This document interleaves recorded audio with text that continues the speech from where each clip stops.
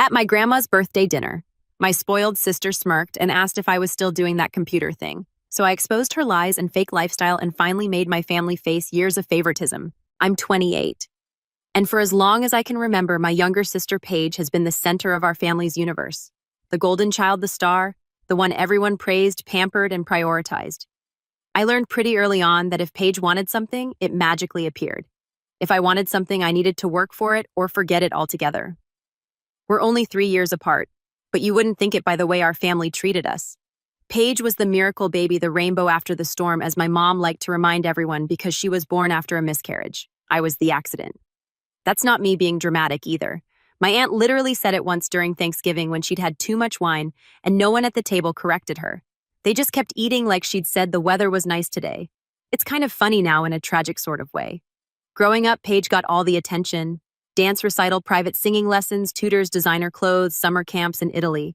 While I got public school hand-me-downs and the occasional good job buddy if I brought home straight ass. When she turned 16, she got a brand new white Audi with a giant red bow on it like something out of a commercial. I got a happy birthday text from our parents while I was at my part-time job bagging groceries. That about sums it up. I think the worst part was that Paige believed she earned all of it. She'd look me in the eye and say things like, well, maybe if you tried harder, they'd treat you better, while applying lip gloss in her bedroom with marble floors. I'll admit I was quiet back then. I wasn't the kind of kid to start fights or complain. I kept my head down, worked hard, saved every dollar I could from the jobs I juggled during high school, and tried not to let it all break me. But it left a scar, a big one. And over time, I learned to channel it into something useful. After high school, while Paige went to a private arts university in LA, paid in full by our parents, I moved across the country to New York with a beat-up suitcase and a laptop that barely held a charge. I shared a tiny apartment with 3 roommates and took classes during the day while working nights and weekends doing IT support and freelance coding gigs. I don't think my parents even knew what I was studying. They just asked if I had enough to eat every now and then. Like I was a stray cat they remembered existed twice a year. Thing is, I got good at what I did. Really good. I kept my head down, stayed quiet just like I always had. But behind the scenes, I was building something. First a software tool that blew up on GitHub, then a full-stack freelance business, and finally a startup with a buddy I met at a tech conference. We got angel funding, scaled fast, and last year a bigger company acquired us for a number that still doesn't feel real when I see it in my bank account. I'd gone from eating cold noodles in a shoebox apartment to signing papers in glass-walled boardrooms wearing suits that cost more than my first car. But I never told my family. Not because I didn't want to. Believe me, I rehearsed that conversation in my head 100 times, but because I knew how it would go. If I told them about my success, it wouldn't be pride I'd hear in their voices. It'd be suspicion, envy, guilt-tripping. Somehow they'd twist it into a way to lift Paige up even more. Well, your sister's struggling with her acting career. Maybe you can help her out. Or that's nice, but your cousin still has more followers. It wasn't worth it. So I stayed quiet even after I bought my own penthouse in Manhattan. It's got floor-to-ceiling windows and a view that makes you feel like you're in a movie. But I didn't post it online. Didn't brag. I just lived my life. That all changed last month. Our grandma turned 85 and insisted on having a big family dinner at this upscale restaurant she used to go to when she was younger. She's the only one in the family who ever treated me like I mattered, like I was more than just the other sibling. So I booked a flight, bought her a bouquet of her favorite flowers, and showed up on time, dressed nice, ready to make her smile. The moment I walked in, I felt it. The shift, the table was already full. Mom, Dad, Paige, Aunt Cheryl, Uncle Ron, Cousin Lily, talking and laughing like a scene from a Hallmark movie. Paige was in the center, as always, wearing a designer dress and acting like she owned the room. Her laugh was too loud, her makeup too perfect, her stories a little too polished. I took the only open seat at the end of the table, said hi to everyone, and handed Grandma her flowers. She lit up and hugged me so tight I thought she might cry. "Oh, Jaden," she said, "you always remember no matter how far away you are." Everyone else kind of awkwardly chuckled. Paige rolled her eyes and said, "We were just talking about my call back in LA. I might be on a Netflix show soon." She glanced at me like she was expecting applause. I just nodded and sipped my water. The dinner went on like that, Paige holding court while everyone danced around her with compliments. Dad asked about her latest modeling deal, even though she's never done a real shoot. Mom went on about how talented and driven she is, completely ignoring the fact that she hasn't paid rent in over a year and spends most of her time making TikToks. At one point, they even started comparing her to some celebrity's daughter, saying Paige was just as poised and elegant. I tried to stay quiet, just enjoy Grandma's company, but something inside me started to shift. That old feeling of being invisible, of being the afterthought. I've worked so hard to move past it, to build something real. And yet here I was again, at the kids' table in my own family. Then out of nowhere, Paige turned to me with that smug little smirk she's perfected over the years. "So Jaden," she said, her tone dripping with condescension, "are you still doing that computer thing? You know, the freelancing or whatever." I blinked. "Yeah, still doing that." She laughed. "Wow, must be nice working in your pajamas. I'd go crazy if I didn't have auditions and events to go to. But hey, not everyone's cut out for the spotlight." A few people chuckled like she'd made a harmless joke, but it hit me like a slap. That look in her eyes, the way she knew exactly what she was doing, poking at me in front of everyone, reminded me of every birthday she'd stolen, every compliment she'd hijacked, every time I'd been made to feel less than. And just like that, I made a decision. I was done playing small.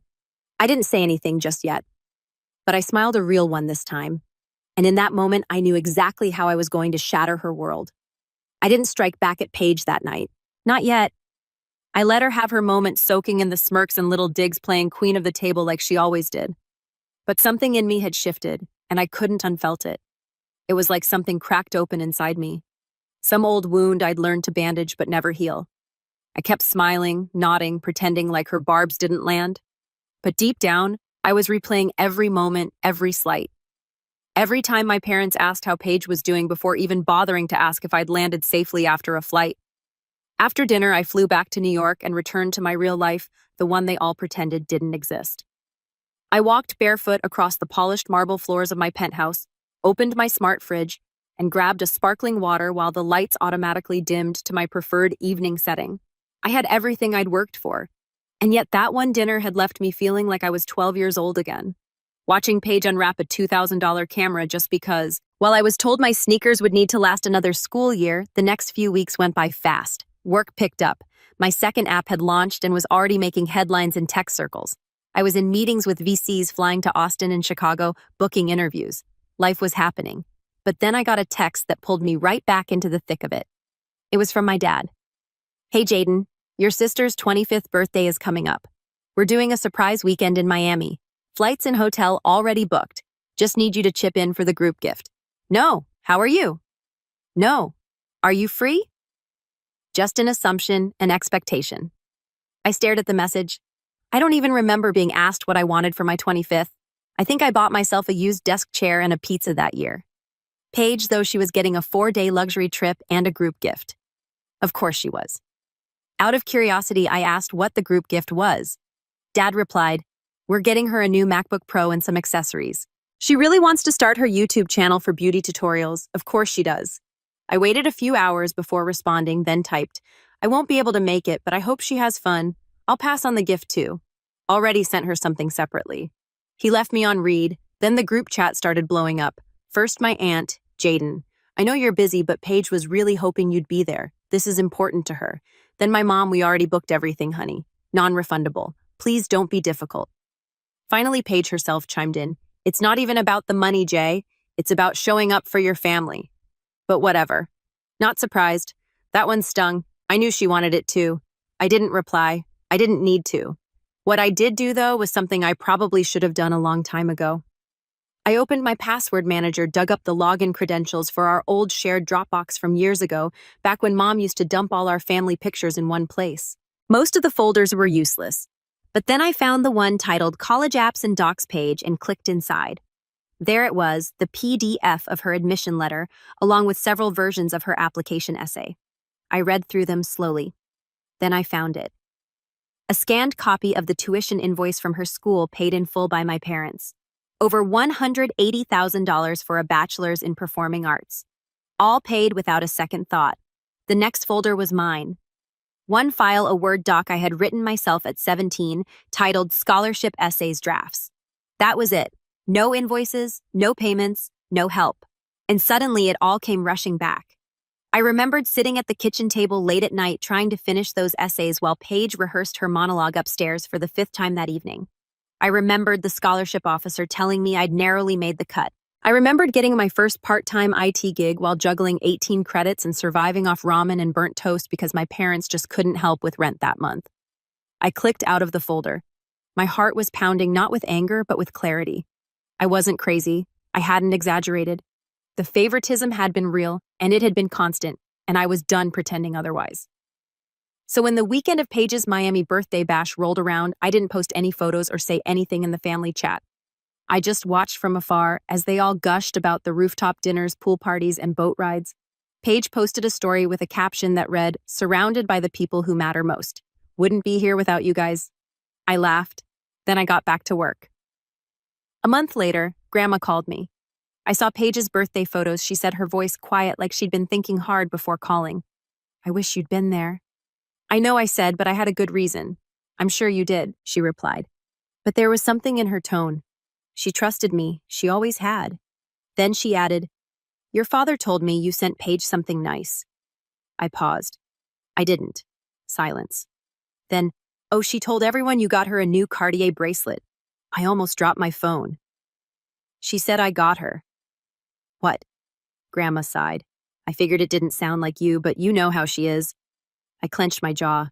Paige hadn't just tried to shame me into paying for her gift. She'd actually lied and taken credit for a gift I never sent. Probably one of the other relatives got it, and she slapped my name on the card. And that was the moment something broke. This wasn't just about old wounds anymore. This wasn't just about being overlooked, ignored, or left out. This was calculated, manipulative. Paige had taken my silence as permission to rewrite the narrative, entirely painting me as the supportive brother from afar while making herself look even more adored. So I made a plan. The next family event was Grandma's birthday dinner, her 86th this time, at the same upscale restaurant. Grandma loved traditions. I knew the whole family would be there again, and this time I wasn't coming empty-handed. I booked my flight, set the calendar reminder, and 3 weeks before the dinner, I reached out to a real estate agent in Manhattan. We'd been in touch before he helped me with the penthouse, but this time I asked if he could do me a favor. I wanted a printed copy of the deed. When the night of the dinner finally came, I dressed sharp. Navy suit, custom-tailored leather shoes polished like glass. I took a car to the restaurant, stepped out like I belonged on the cover of GQ, and walked inside. Heads turned when I entered. Not just because of the suit, but because of the way I carried myself, calm, confident, not the quiet background character they were used to.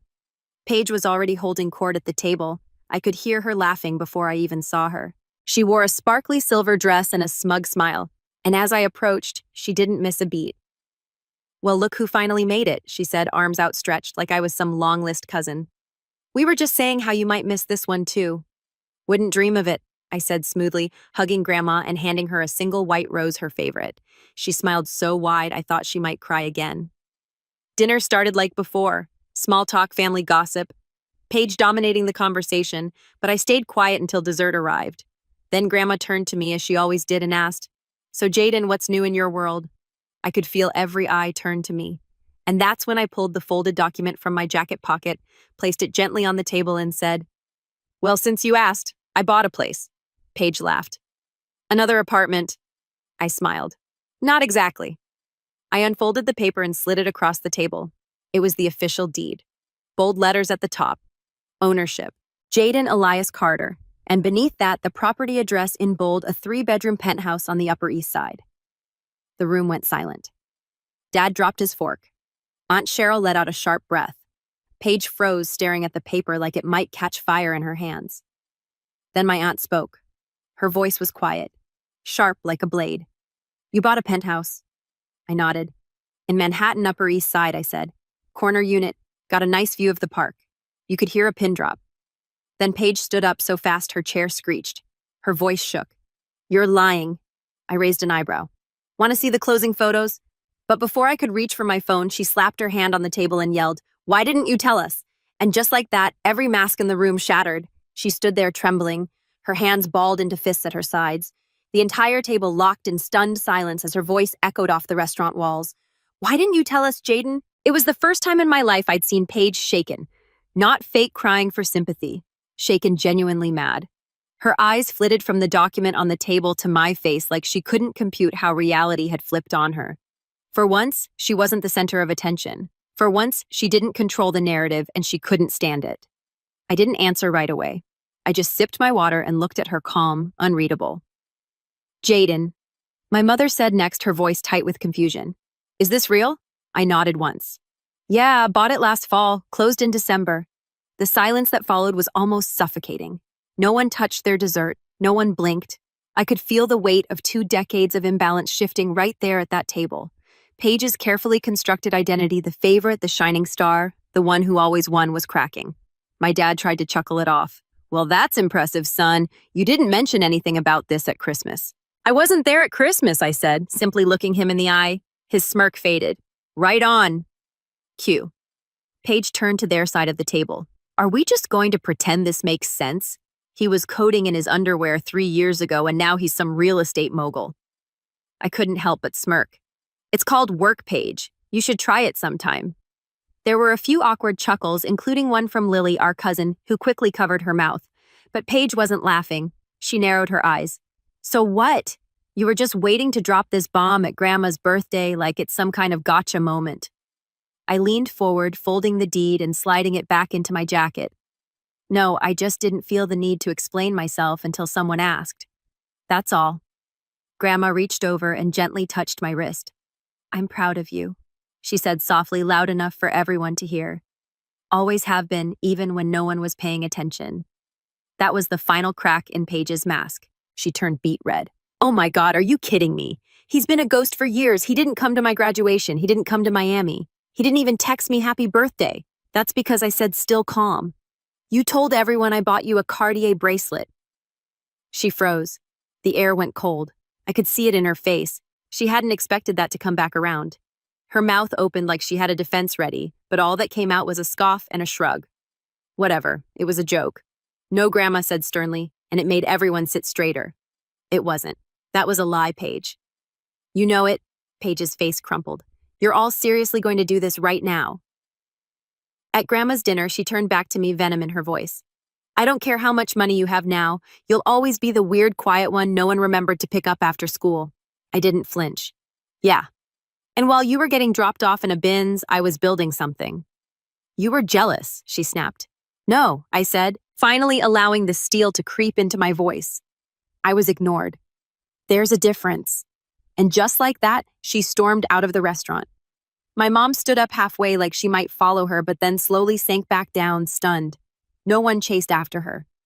The rest of the night passed in awkward fragments. People ate in silence. No one brought up my penthouse again, but Grandma beamed at me like I'd just given her the best gift in the world. And honestly, that was enough. But I'd be lying if I said I felt triumphant walking out of there. Because the truth was, I was wrecked. I'd spent years burying the pain of being second best, of feeling like I had to earn my family's love while Paige got it in unlimited supply for just existing. That dinner hadn't healed me. It had exposed just how deep the wound really went. And as I got into the car and headed back to my hotel, all I felt was hollow. I went back to my penthouse the next morning and stood in front of the massive windows, watching the skyline stretch for miles. I should have felt proud. I should have felt powerful, but all I felt was tired. The next few weeks were a blur. Calls came in, Dad once, Mom twice. Paige sent a long, dramatic email that I never responded to. Grandma texted me nearly every day just to say hi, but I pulled back from all of it. Because here's the thing no one tells you. Success doesn't fix everything. I had the money, the view, the accolades, but I didn't have peace. And for a while, I let that eat at me. I started skipping meetings, delayed launching my next project, ghosted a few investors. My assistant was patient, but even she started to nudge me with just checking in. Emails after a few missed calls. I wasn't sleeping well. I'd stare at my ceiling at 3 a.m., wondering why the one thing I thought would make me feel seen, finally being acknowledged, had only made everything more complicated. The worst part, I started to believe Paige. That little voice in my head, the one I thought I'd buried years ago, came crawling back, whispering, "They're right. You were just lucky. You're still the weird, forgettable one. They'll never love you for real." And for a while, I believed it until something changed. It wasn't dramatic. No big epiphany, just a quiet afternoon in March. I was walking home from a coffee shop when it started raining. Not the usual New York drizzle, but a full-on downpour. I ducked under an awning and stood beside a little boy and his dad, tourists, judging by the camera. The boy looked up and said, "Dad, is this where Spider-Man lives?" The dad laughed. "Not exactly, but yeah, pretty close." The kid turned and looked at me. "Do you live here?" I smiled. Yeah, I do. His eyes lit up. That's so cool. You must be like super rich or something. I chuckled, something like that. And the dad nodded and said, You must have worked real hard to live here. And something about the way he said it hit me harder than any therapy session ever could because he was right. I did work hard. I built something out of nothing. I survived when I should have quit. I proved to myself that I wasn't what they said I was. When the rain let up, I walked the last few blocks back home and took a long shower. And for the first time in months, I didn't feel like I was running from anything. I wasn't broken. I was rebuilding. Over the next few months, I cleaned house emotionally, physically, spiritually. I hired a new therapist, started meditating in the mornings, got back into shape, reconnected with my co-founder, and relaunched the project. I donated to a few scholarship programs anonymously, invested in a startup run by a first-year college kid who reminded me of me. I stopped looking at my family's group chat altogether. But most importantly, I finally started living for myself, not for revenge, not to prove a point, not to win some imaginary competition against Paige. I decorated my place the way I wanted. I cooked more. I hosted small dinners with friends who actually saw me. I invited Grandma to stay with me for a weekend, and she cried when I told her she could sleep in the master bedroom. And somewhere along the way, the shame lifted. The noise quieted. The voice in my head, the one that used to sound like my sister, got smaller, fainter, until it was just me again, until I realized I didn't need my family's approval. I never did. And that's when I got the call that changed everything. It was from my dad. His voice was tight, strained. Jaden, he said, we need to talk. It's about Paige. I didn't answer right away. I just stared at my phone. Dad's name glowing across the top of the screen like some kind of test. I hadn't heard his voice in months, not since Grandma's birthday dinner, not since the moment everything finally tilted in my direction. And now here he was telling me he needed to talk about Paige. I let the silence hang for a few seconds longer than necessary. Is she okay? I asked, neutral as I could manage. There was a pause, then a long, shaky breath from his end of the line. She's going through something, he said.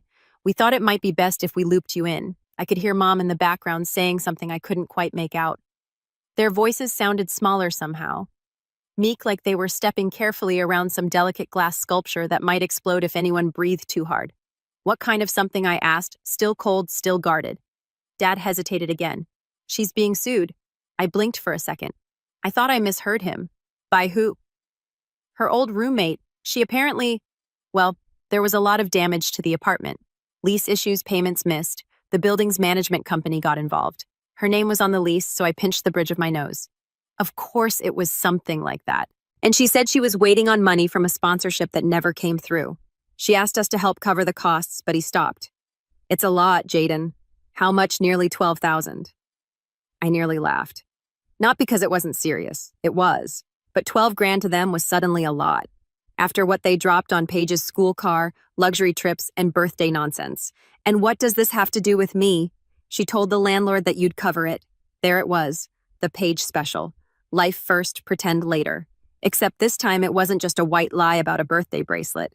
She'd put my name down as the financial fallback for her own recklessness and told no one until the fire was already lit.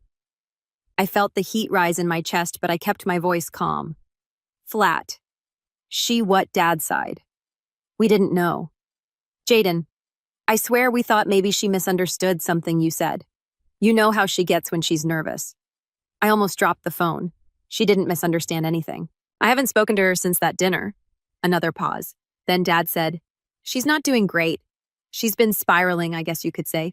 Drinking too much, posting weird things online. She's barely working. I think she needs help. I leaned back in my chair, staring at the ceiling. Help, I repeated. And let me guess, you want me to provide it?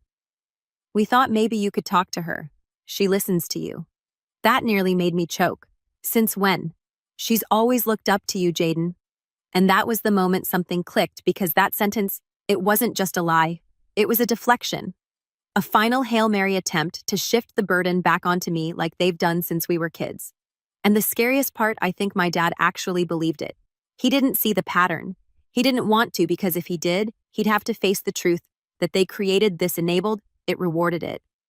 That Paige was the way she was because no one had ever made her face a consequence in her life. And now they wanted me to be her safety net. Again, I ended the call without another word. And then I sat in the dark for a long time, Not angry, not hurt, just focused. Because I realized I had something Paige had never developed.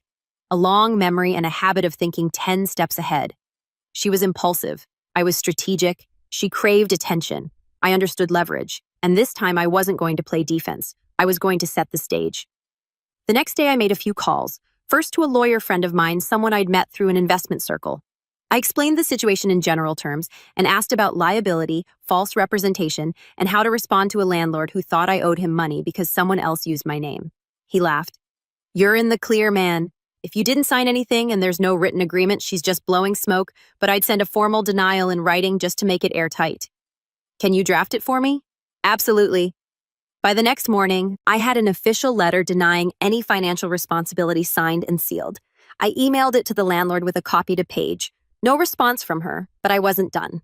Next, I reached out to a mutual acquaintance, a guy I'd met years ago in college who now worked in digital reputation management. We'd kept in touch over the years, and I knew he had a side hustle monitoring public influencer drama for PR firms. Paige Carter, I told him she might be heading toward a meltdown. "Can you keep an eye on her accounts?" He didn't even need convincing. "Already have a tag on her." He said, "Your sister's been on the radar ever since she tried to sell discount codes for a skincare brand that doesn't exist." I blinked. "What?" He sent me a screenshot. Sure enough, Paige had posted an Instagram story a week earlier advertising some luxury face serum with it 20% off using code PAGE20, except the brand was fake. The website was a dead link, and multiple followers had left comments asking where their orders were. I felt the dread crawl up my spine. This was beyond just immaturity now. This was fraud, and she was about to be exposed. But I didn't share it. Not yet. Instead, I kept collecting screenshots, emails, public comments, failed collaborations, even a TikTok rant she posted and deleted 2 hours later, blaming toxic family members for her recent setbacks. She never named me, but she didn't have to. It was all building the pressure, the collapse. And still, she hadn't reached out, but Mom had. She called me that Friday, voice shaking. "Jaden, sweetheart, please. She's having a breakdown. She barely leaves the apartment. I don't know what to do." "She needs a lawyer," I said. "Don't say that. She needs support. She needed boundaries 10 years ago. You gave her birthday trips instead." Silence, I continued calmly. "She forged my name. She used me to cover her own mess. That's not supportable, Mom. That's criminal." Her voice broke then. "She's still your sister." "I know," I said, "and I'm finally treating her like one." Then I hung up. Later that week, I called Grandma.